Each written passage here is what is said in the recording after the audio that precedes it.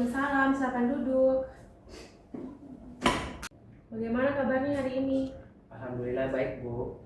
Syukurlah kalau begitu. Masih sibuk kegiatan di rumah atau sudah mulai banyak agenda di luar? Sejauh ini kegiatan saya di rumah itu paling cuman kuliah online sama kerja tugas aja, Bu. Oke, memang kondisi sekarang lebih aman di rumah dulu. Tadi Kak Fadil bilang ada yang ingin dikonsultasikan ya? Iya, Bu. Jadi saya kurang percaya diri sama berat badan saya. Saya merasa kurus sekali sama saya kurang pede ketika bertemu sama orang banyak, Bu.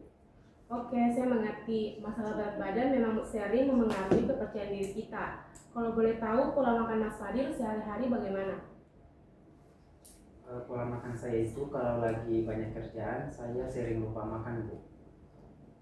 Oke, siapa? Maaf ya Mas, mungkin ini agak sedikit sensitif.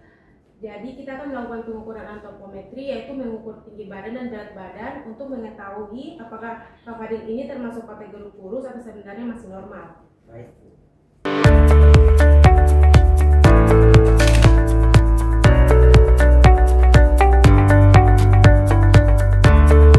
Oke, berdasarkan hasil pengukuran tinggi badan dan berat badan, menggunakan perhitungan standar WHO Anthro-Plus dan menggunakan buku SK Antropometri, perhitungan BMI angkanya di bawah 18,5, artinya memang masuk kategori underweight.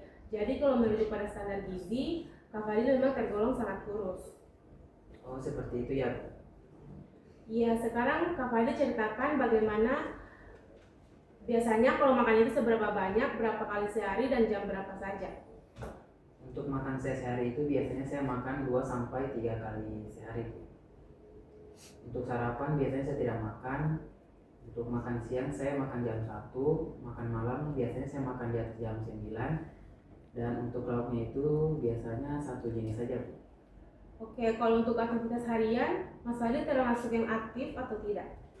Lumayan sibuk sih, Bu. Habis kuliah biasanya saya mengikuti kegiatan organisasi, kemudian dilanjutkan lagi dengan mengerjakan tugas-tugas kuliah. Nah, itu juga pengaruh besar kalau makan gak teratur, berat badan bisa naik. Mas Fadil sendiri punya gambaran bagaimana pola makan yang benar? Menurut saya itu 4 sehat 5 sempurna ya. Nah, sekarang kita punya panduan yang lebih lengkap, namanya gizi seimbang. Jadi dalam satu piring itu ada 4 makanan pokok. Yang pertama itu makanan pokok, lauk pauk, sayur, dan buah-buahan. Porsinya pakai panduan isi piringku, yaitu sepertiga piring untuk makanan pokok, sepertiga untuk sayuran, dan sisanya untuk buah-buahan dan lauk pauk. Mas Fadil sendiri suka makan sayur atau buah? Suka sih, Bu, tapi saya jarang makan karena banyak aktivitas. Jadi sayur dan buah itu penting sekali untuk metabolisme tubuh. Diusahakan tetap ada meskipun bertahap porsinya. Kak Fadil ada waktu nggak buat olahraga? Kadang-kadang aja sih, Bu, kalau lagi sempat. Olahraga tetap perlu supaya badannya lebih fit dan nafsu makan lebih baik. Gak perlu yang berat, cukup yang ringan seperti jalan santai atau sekedar aktivitas beres-beres rumah seperti menyapu agar badan tetap bergerak. Oh, seperti itu ya, Bu. Terus bagaimana supaya berat badan saya itu bisa naik, Bu? Aku nggak makan. Menurut Kak Fadil, kira-kira makanan apa yang kandungan gizinya tinggi? Mungkin seperti telur, daging dan susu gitu ya, Bu. Tepat sekali. Kak Fadil bisa perbanyak makanan yang tinggi protein dan karbohidrat seperti daging merah, ikan, telur, alpukat, atau kacang-kacangan. Nikmati juga camilan seperti di sela-sela jam makan, porsinya sedikit saja. Bu, terima kasih atas informasinya. Saya jadi lebih paham sekarang. Sama-sama Kak Fadil dan Fadil terpercaya diri, mulai atur pola makannya agar berat badan ideal bisa tercapai. Ada lagi yang ingin ditanyakan? Sudah cukup jelas, Bu. Saya akan coba menerapkan saran.